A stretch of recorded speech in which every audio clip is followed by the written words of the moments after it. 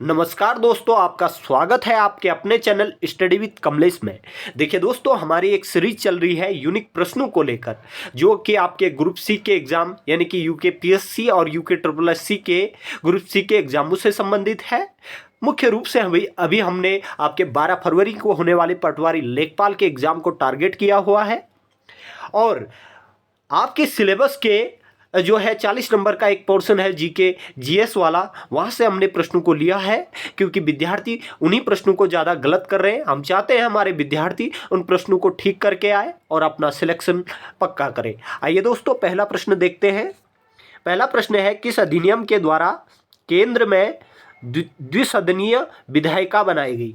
दरअसल केंद्र में द्विसदनीय विधायिका बनाई गई है सन 1919 के भारत सरकार अधिनियम के द्वारा। अगर मैं थोड़ी डिटेल में बात करूं, भारत सरकार अधिनियम 1919 के द्वारा जो है भारतीय प्रशासनिक व्यवस्था में अनेक सुधार किए गए थे। जो है केंद्र में द्विसदनीय विधायिका की स्थापना की गई थी और इस अधिनियम के द्वारा प्रत्यक्ष निर्वाचन प्रणाली अपनाई गई थी और इसी जो है अधिनियम के द्वारा महिलाओं को भी मत देने का अधिकार दिया गया था और इसके तहत जो है जो प्रांतों में द्वैत शासन की स्थापना की गई थी। इस अधिनियम के द्वारा जो है भारत में लोक सेवा आयोग का गठन किया गया था और इसी अधिनियम के द्वारा जो है महालेखा परीक्षक की नियुक्ति का प्रावधान किया गया था और इसे जो है माउंटेक्यू चैम्फोर्ड अधिनियम के नाम से भी जाना जाता है। आइए दोस्तों, अगले प्रश्न की मैं बात करूं। प्रश्न बड़ा इंपॉर्टेंट है, देखिएगा। प्रश्न है, निम्न में से किस अधिनियम के फलस्वरूप वर्मा, दरअसल बर्मा होना चाहिए, फिर भी चलो, बर्मा को भारत से पृथक किया गया? दरअसल बर्मा को भारत से पृथक किया गया था गवर्नमेंट इंडिया एक्ट सन 1935 के तहत। दरअसल हुआ क्या था, थोड़ी डिटेल में अगर बात की जाए तो भारत सरकार अधिनियम 1935 के पूर्वाधानों में जो है भारत सरकार 1935 के जो प्रावधानों के तहत क्या हुआ था, वर्ष 1937 में, आप याद रखने का, वर्ष 1937 में बर्मा को जो है भारत से अलग कर दिया गया और उड़ीसा एवं सिंध नामक 2 प्रांत बनाए गए थे। साथ ही इस अधिनियम के अंतर्गत जो है 1 अक्टूबर 1937 को जो है दिल्ली में संघीय न्यायालय की भी स्थापना की गई थी। आइए अगले प्रश्न की बात करते हैं। प्रश्न बड़ा इंपॉर्टेंट है, ध्यान दीजिएगा। प्रश्न नंबर 3 प्रश्न है, राष्ट्रपति को अध्यादेश जारी करने की शक्ति किस अधिनियम के द्वारा दी गई? दरअसल राष्ट्रपति को जो है अध्यादेश जारी करने की शक्ति भारत सरकार अधिनियम 1935 के द्वारा दी गई है। थोड़ी डिटेल में अगर मैं बात करूं तो आप ध्यान से सुनिएगा। जो है भारतीय संविधान में राष्ट्रपति द्वारा जो अध्यादेश निर्गत करने की शक्ति है वो भारत सरकार अधिनियम 1935 में धारा 42 के तहत की गई। इसके अलावा वर्तमान में यह शक्ति जो है संविधान के अनुच्छेद 123 के अंतर्गत दी गई है। तो वर्तमान समय में अनुच्छेद 123 के अंतर्गत। आइए अगले प्रश्न की बात करते हैं। यह प्रश्न जरा बड़ा है, इसके पूरे ऑप्शन में आपको अभी दिखाता हूं। तो अगला प्रश्न है, भारतीय संसदीय प्रणाली ब्रिटिश संसदीय प्रणाली से इस विषय में भिन्न है कि भारत में जो है वास्तव और पहला ऑप्शन है वास्तविक और नामात्र दोनों प्रकार की कार्यपालिका है।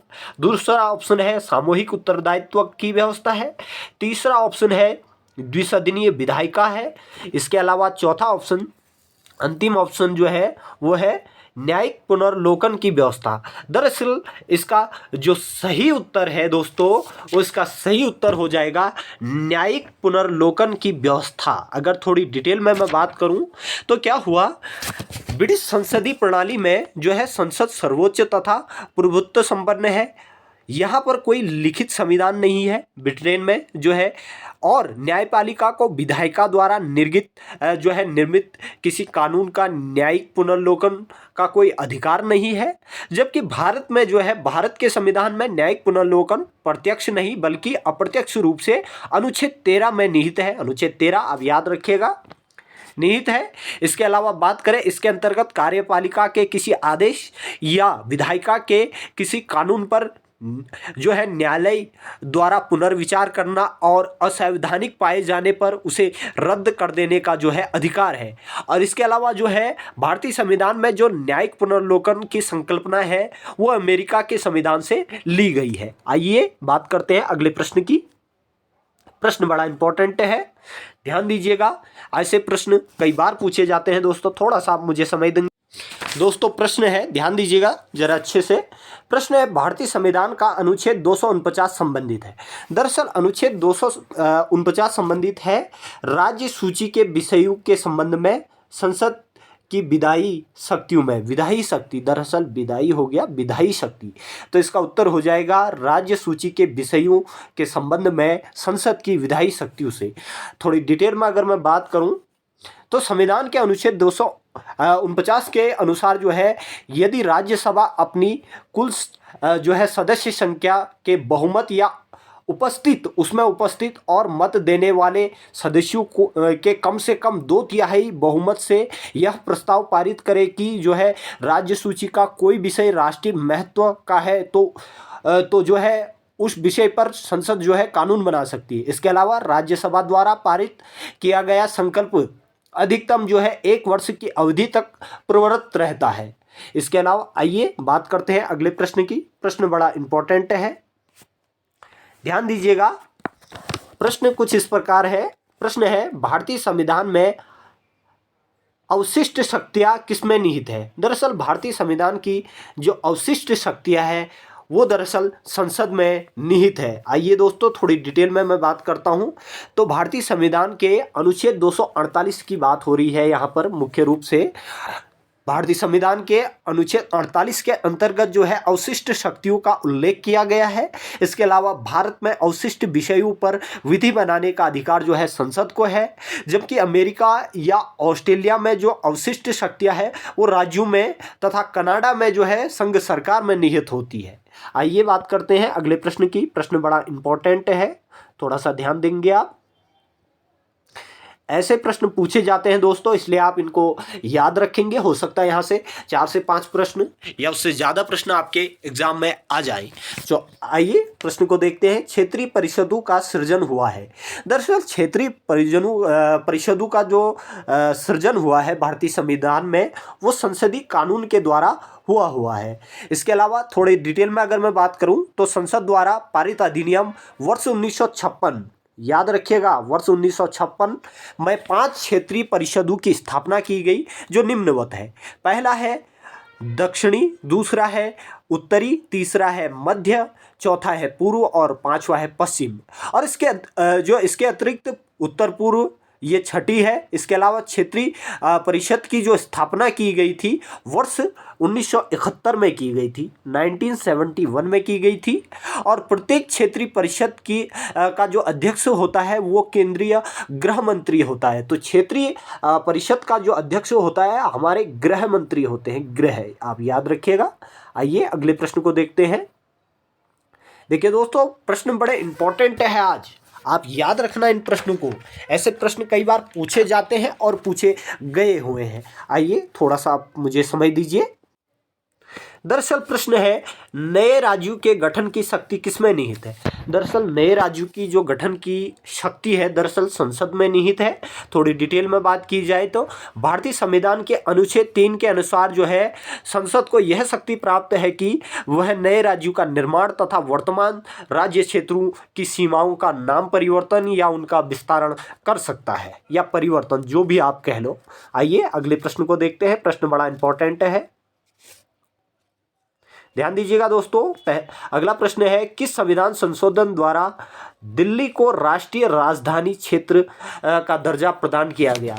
दरअसल जो है संविधान का एक संशोधन हुआ था, 69वां या 69वां संविधान संशोधन, जरा डिटेल से सुनिएगा।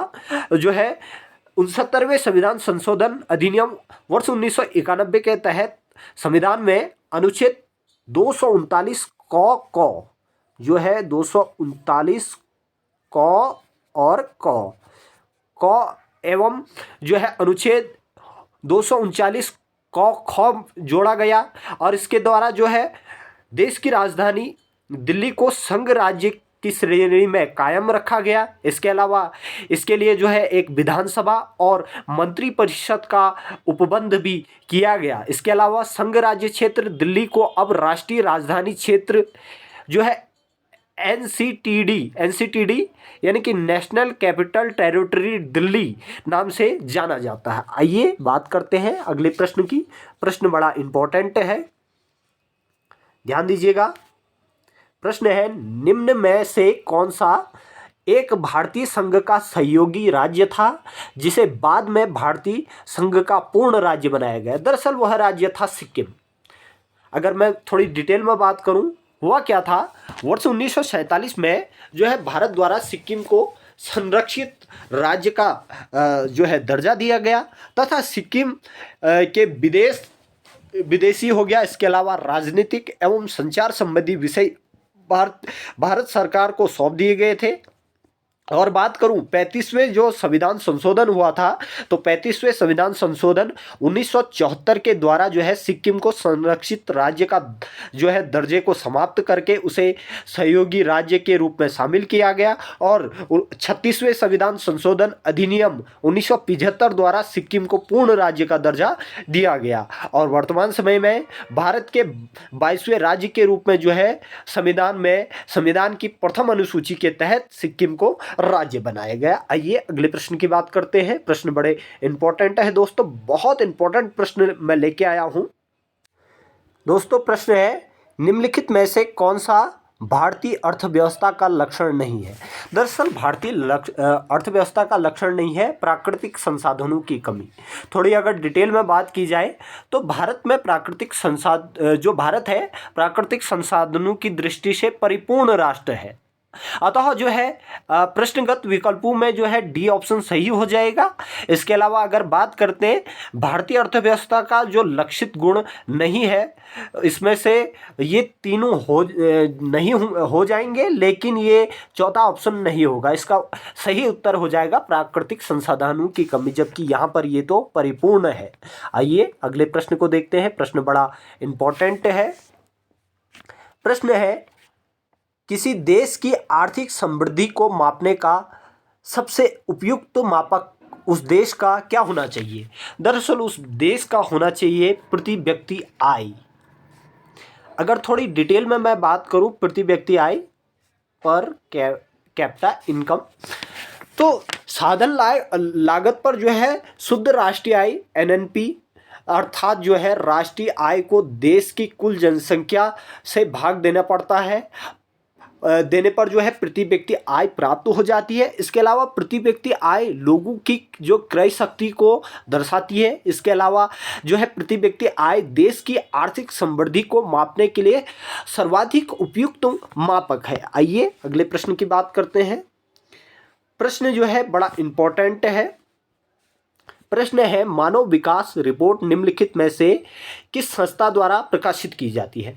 मानव विकास रिपोर्ट जो है यूएनडीपी द्वारा प्रकाशित की जाती है। थोड़ी डिटेल में बात करूं तो मानव विकास रिपोर्ट जो है संयुक्त राष्ट्र विकास कार्यक्रम यानी कि यूएनडीपी जो है ह्यूमन डेवलपमेंट रिपोर्ट द्वारा की जाती है, यानी कि यूएनडीपी द्वारा प्रकाशित की जाती है। और पहली बार यह रिपोर्ट जो है वर्ष 1990 में प्रकाशित की गई थी। इसके अलावा बात करें तो मानव विकास सूचकांक के आधार पर विभिन्न देशों को जो है रैंकिंग प्रदान की जाती है। इस सूचकांक का जो निर्माण है कई अर्थशास्त्रियों जैसे महबूब उल हक, ये पाकिस्तान के थे। इसके अलावा भारत के अमृत सेन ने इसको समर्पित किया था, यानी कि इसकी स्थापना में सहयोग दिया था। आइए बात करते हैं। अगला प्रश्न है, बहुत इंपॉर्टेंट प्रश्न हम आपके सामने लाए हुए हैं दोस्तों। आप जो है इन प्रश्नों को अच्छे से पढ़िए, और हो सकता है इनमें से कुछ प्रश्न आपके एग्जाम में आ जाए। थोड़ा सा आप मुझे समय देंगे। प्रश्न है राज्य भविष्य निधि के अंतर्गत सरकार जो मुद्रा प्राप्त करती है उसे जमा किया जाता है। दरअसल उसे जो जमा किया जाता है वो सार्वजनिक लेखा निधि में किया जाता है। थोड़ी डिटेल में अगर बात करूं तो जो भारत का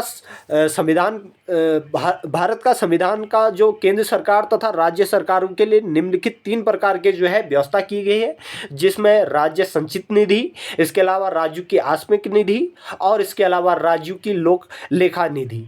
तो राज्य भविष्य नीति के अंतर्गत शामिल जो है राशियां होती है वो लोक लेखा निधि में जमा की जाती है, यानी कि सार्वजनिक लोक लेखा निधि में। आइए अगले प्रश्न की बात करते हैं।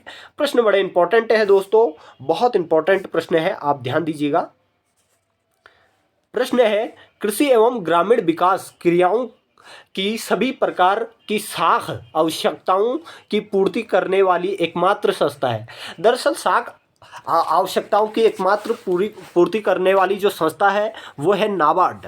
अगर मैं बात करूं नाबार्ड की थोड़ी डिटेल में तो बात है 12 जुलाई 1982। आप याद रखेंगे 12 जुलाई 1982।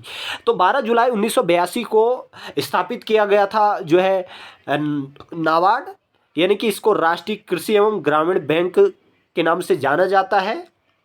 और ये तब से जो है कृषि एवं ग्रामीण बैंकों पर काम कर रहा है, ग्रामीण विकास पर कार्य कर रहा है और उनको साख देता है। आइए बात, साख का अर्थ ऋण देता है। आइए अगले प्रश्न को देखते हैं। प्रश्न बड़ा इंपॉर्टेंट है, ध्यान दीजिएगा।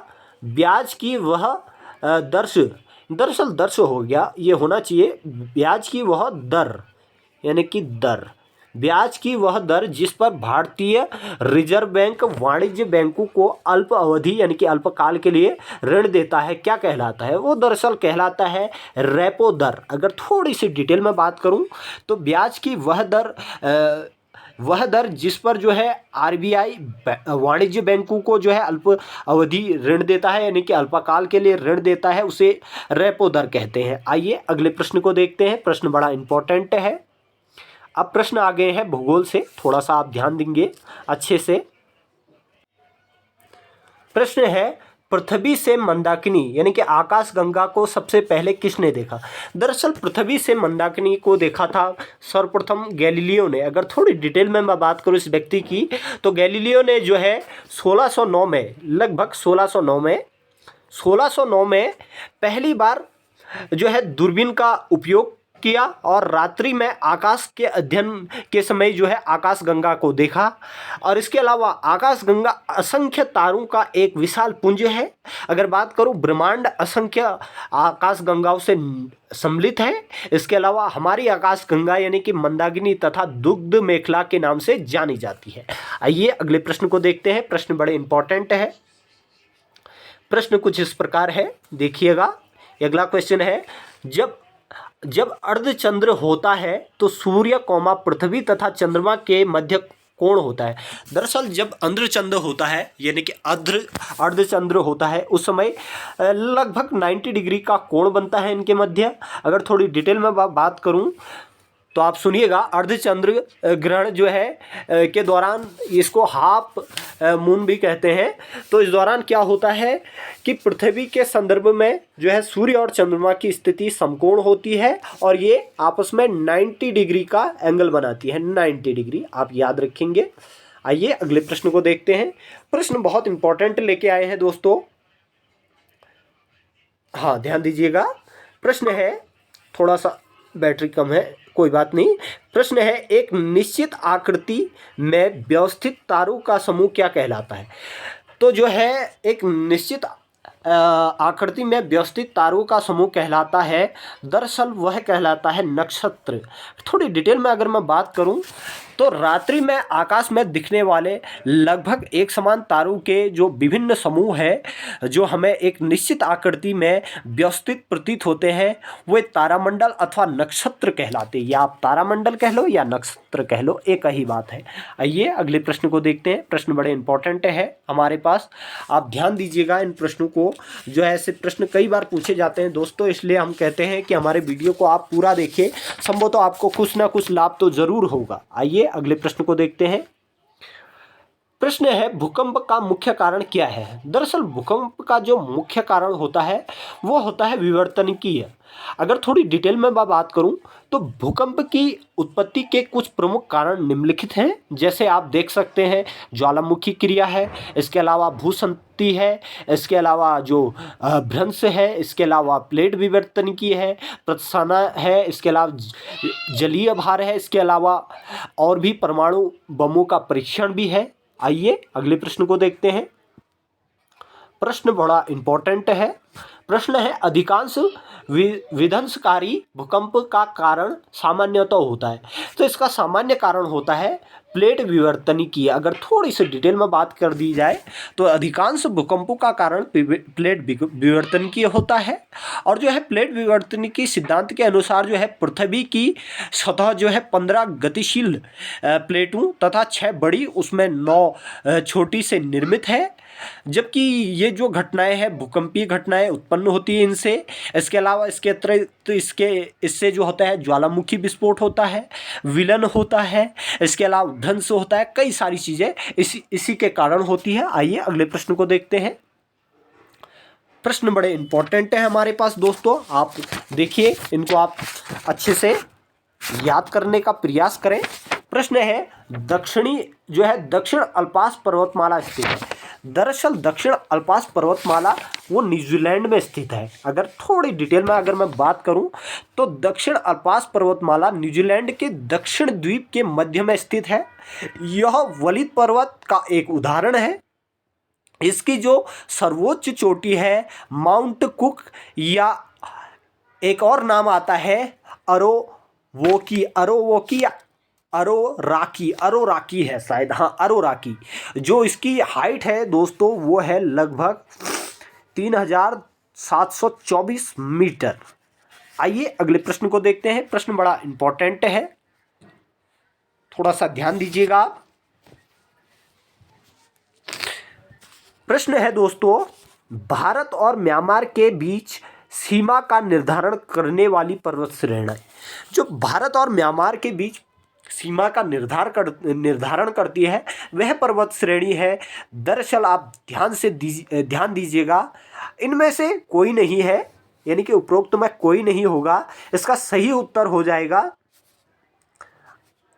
अराकान योमा, यानी यहाँ पर लिखा हुआ है लेकिन इसके साथ ये चीज़ें भी हैं इसलिए ये ऑप्शन नहीं हो जाएगा। तो इसमें से कोई नहीं, अराकान योमा। अगर थोड़ी डिटेल में मैं बात करूँ, अराकान योमा पर्वत श्रेणी जो है पश्चिमी म्यांमार में स्थित है, जो भारत और म्यांमार के बीच जो है प्राकृतिक सीमा निर्धारण करती है। इसके अलावा इसकी जो प्रमुख पहाड़ियाँ हैं वो है नागा पहाड़ी, इसके अलावा चिन पहाड़ी, इसके अलावा लुसाई पहाड़ी, इसके अलावा पटकई पहाड़ी, ये प्रमुख है। आइए अगले प्रश्न को देखते हैं। बहुत इंपॉर्टेंट प्रश्न रखे हैं दोस्तों। प्रश्न है दक्षिण अमेरिका में खनिजों का भंडार क्षेत्र है।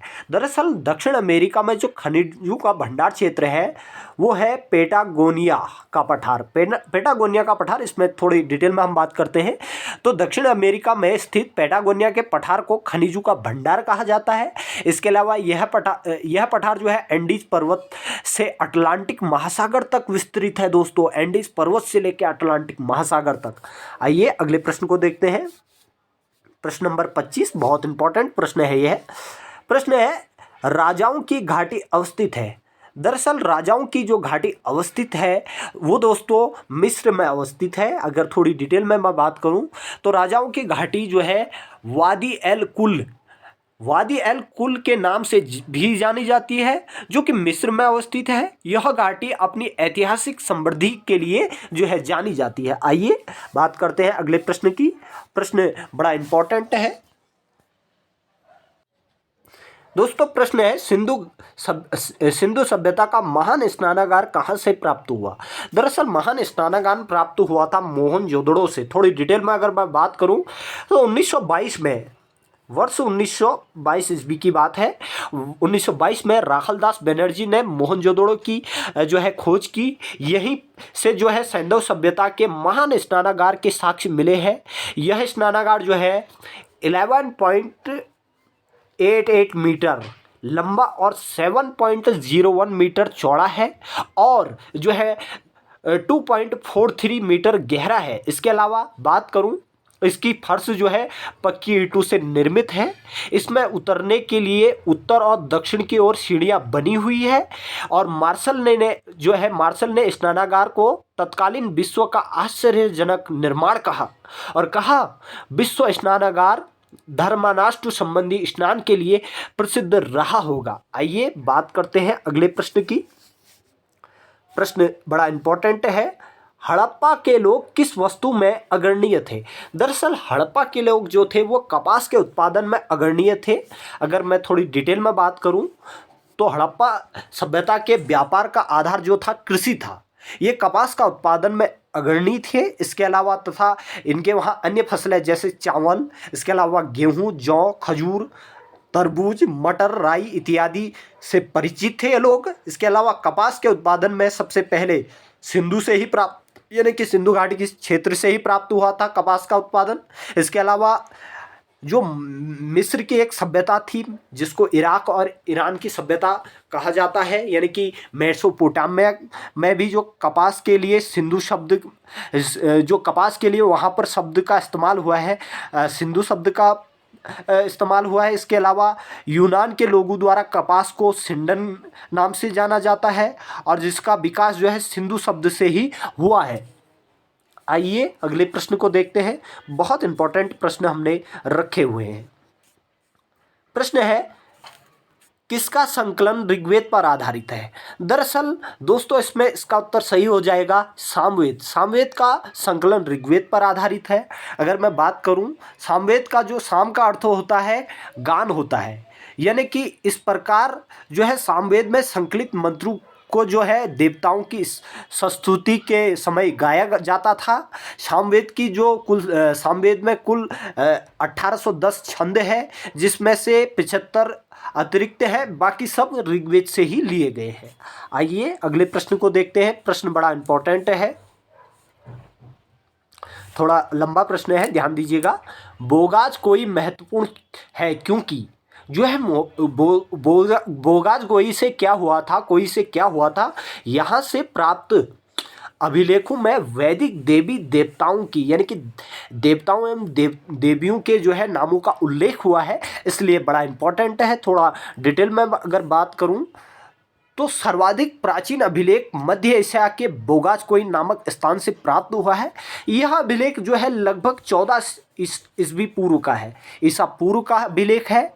इस अभिलेख में हित्ती राजा और जो है मित्ती राजा के मध्य हुई संधि का उल्लेख हुआ है। इस संधि के साक्ष्य जो है साक्ष्य के रूप में वैदिक काल के देवी देवताओं जैसे इंद्र, इसके अलावा मित्र, वरुण तथा नासत्य और अश्विनी जैसे देवताओं का उल्लेख किया गया है। आइए अगले प्रश्न को देखते हैं। तो दोस्तों अगला प्रश्न है प्रश्न नंबर 30। प्राचीन भारत में निष्क नाम से जाने जाते थे। दरअसल निष्क नाम से जाने जाते थे प्राचीन भारत में स्वर्ण आभूषण। अगर थोड़े डिटेल में मैं बात करूं तो वैदिक काल में स्वर्ण आभूषणों को जो है निष्क या निशाका कहा जाता था। इसके अलावा कुरीर एवं कर्ण शोभन भी आभूषण हुआ करते थे। इसके अलावा जो है स्वर्ण सिक्कों के लिए भी जो है कई चीज़ों का इस्तेमाल होता था। इसका वर्णन जो है आप बौद्ध जातक कथाओं से भी मिलता है। आइए अगले प्रश्न को देखते हैं। बहुत इंपॉर्टेंट प्रश्न हमने रखे हुए हैं दोस्तों, आप ध्यान दीजिएगा। इन प्रश्नों को आप याद करने का जरूर प्रयास कीजिएगा क्योंकि ऐसे प्रश्न पूछे जाते हैं और पूछे गए हुए हैं। आइए अगले प्रश्न को देखते हैं। महाराजा रणजीत सिंह के राज्य की राजधानी थी। दरअसल महाराजा रणजीत सिंह के राज्य की जो राजधानी थी वो लाहौर थी या लाहौर थी। इसके अलावा थोड़े डिटेल में बात करूं तो शेरे पंजाब के नाम से प्रसिद्ध रणजीत सिंह ने जो है 1799 की बात है, 1799 में लाहौर पर अधिकार कर उसे अपनी राजधानी बनाया था।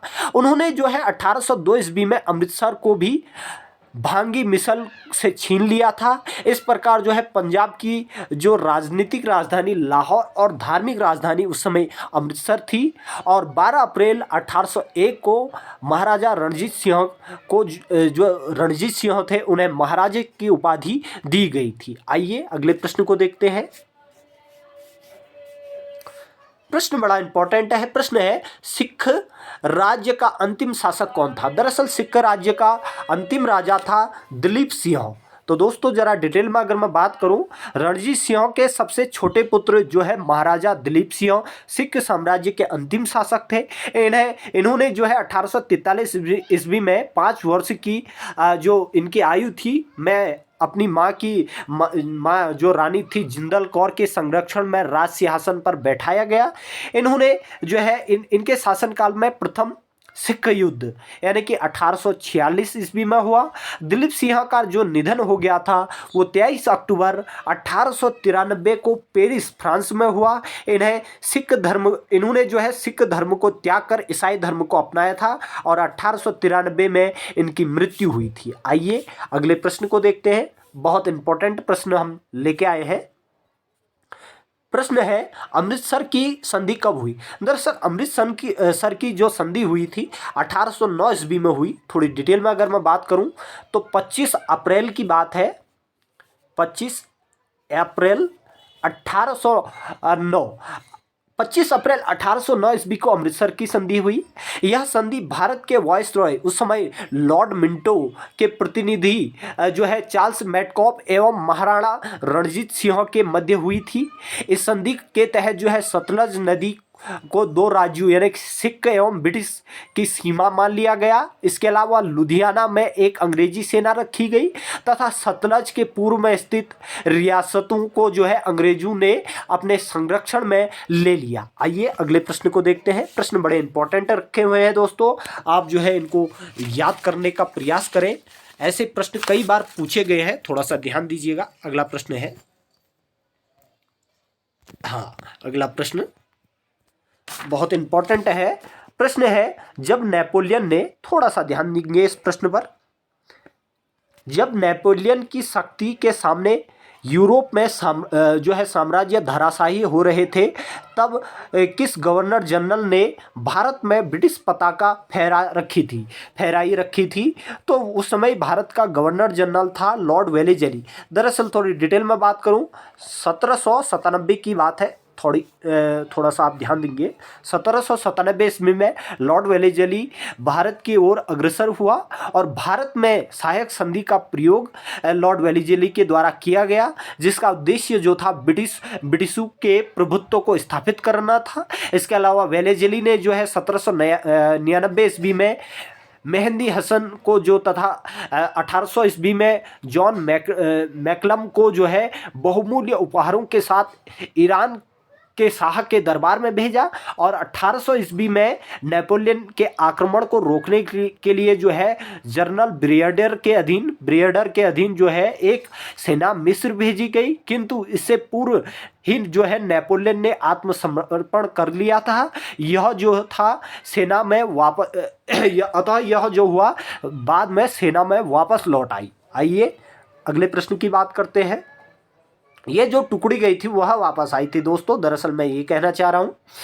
प्रश्न है, किस गवर्नर जनरल ने भारत में दास प्रथा समाप्त किया? दरअसल दास प्रथा का अंत भारत में किया था लॉर्ड एलनबरो ने, जबकि ठगी प्रथा और विधवा विवाह जो सती प्रथा ठगी प्रथा और सती प्रथा पर अंत किया था लॉर्ड विलियम बेंटिंग ने, लेकिन दास प्रथा का अंत किया था लॉर्ड एलनबरो ने। आइए अगले प्रश्न को देखते हैं।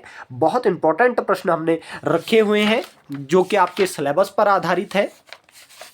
आप इन प्रश्नों को अच्छे से ध्यान दीजिएगा। प्रश्न है, ब्रह्म समाज का सिद्धांत किस पर आधारित था? दरअसल ब्रह्म समाज आधारित था अद्वैतवाद पर। अगर थोड़ी डिटेल में मैं बात करूं तो ब्रह्म समाज की स्थापना जो हुई थी 20 अगस्त 1828 ईस्वी में राजा राम मोहन रॉय द्वारा कलकत्ता में की गई थी। इसे जो है हिंदू धर्म का प्रथम जो है सुधार आंदोलन माना गया। जो है ब्रह्म समाज का स्वरूप भारतीय था। इसे जो है अद्वैतवादी हिंदू की संस्था कहा जाता था। इसके अलावा राजा राम मोहन राय एकेश्वरवाद में विश्वास रखते थे तथा उन्होंने मूर्ति पूजा और जो है अवतारवाद का विरोध किया था। इनके उपदेशों का जो सार है सर्वधर्म स्वभाव में स्थित है। आइए अगले प्रश्न को देखते हैं। बहुत इंपॉर्टेंट प्रश्न है। प्रश्न है MC शीतलवाड़ा, BN राव तथा अलादी कृष्णा स्वामी अय्यर प्रख्यात सदस्य थे। वो दरअसल सदस्य थे सर्वेंट्स ऑफ इंडिया सोसाइटी के। अगर मैं बात करूं थोड़े डिटेल में, भारत सेवक संघ या सर्वेंट ऑफ इंडिया सोसाइटी की स्थापना जो है 1905 में, ध्यान दीजिएगा, 1905 में पूना में जो है गोपाल कृष्ण गोखले द्वारा की गई थी। इसके अलावा इसकी स्थापना गोपाल कृष्ण गोखले ने की थी। इसके अलावा जो है MC शीतलवाड़ा, BN राव, अलादी कृष्णा अय्यर इसके प्रमुख सदस्य हुआ करते थे।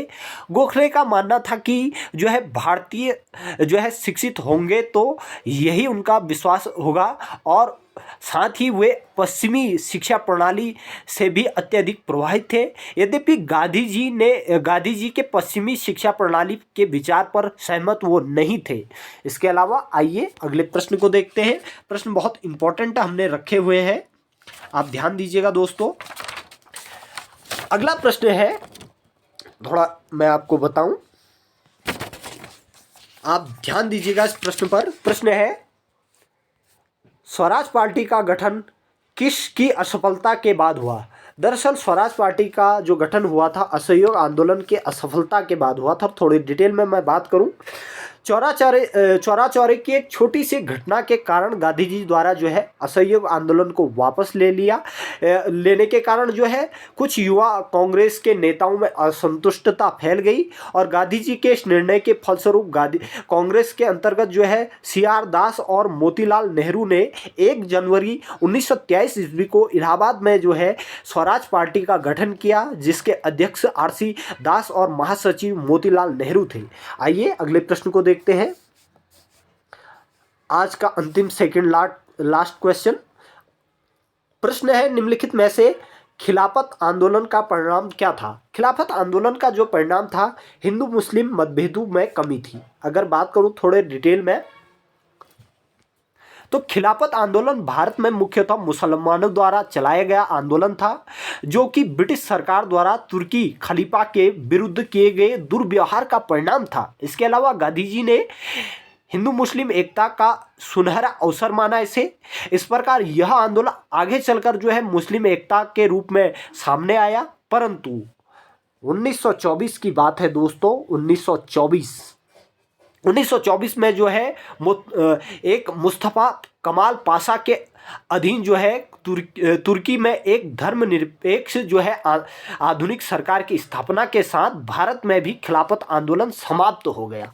आइए अगले प्रश्न को देखते हैं। बहुत इंपॉर्टेंट प्रश्न रखे हैं जो आज का अंतिम प्रश्न है, ध्यान दीजिएगा। प्रश्न है पूर्ण स्वराज संकल्प को भारतीय राष्ट्रीय कांग्रेस के लाहौर अधिवेशन में किसने प्रस्तुत किया? तो पूर्ण स्वराज के संकल्प को प्रस्तुत किया था जवाहरलाल नेहरू ने। अगर थोड़ी डिटेल में मैं बात करूं, बात है 1929 की। 1929 में लाहौर के ऐतिहासिक अधिवेशन में जो है जवाहरलाल नेहरू ने इसकी अध्यक्षता की थी। इस अधिवेशन में पूर्ण स्वराज के संकल्प के तौर पर जो है भारत में पूर्ण स्वाधीनता का परिलक्षित किया गया।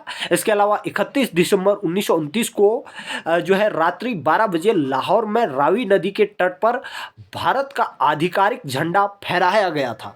दोस्तों आज के लिए इतना ही। अगर आपको प्रश्न अच्छे लगे तो आप हमारे चैनल को लाइक कीजिए, यानी कि सब्सक्राइब कीजिए, लाइक कीजिए और हमारे बेहतरीन मोटिवेशन के लिए, जिससे हम बेहतर कार्य करते हैं और हमको एक विशेष प्रकार का मोटिवेशन मिलता है और हमारे कार्य करने की क्षमता बढ़ जाती है। इसलिए आप अपने दोस्तों को चैनल को शेयर भी कीजिए। लाइक शेयर और जो है सब्सक्राइब करने से दोस्तों हमारा मोटिवेशन बढ़ता है, हम आपके लिए बेहतर कार्य करने के लिए तत्पर रहते हैं। और दोस्तों इसी तरह की जानकारी के लिए जो है हम आपके सामने 24/7 उपलब्ध रहेंगे। आप हमारी संस्था से जुड़े रहें। तो दोस्तों आज के लिए इतना ही। बहुत बहुत धन्यवाद।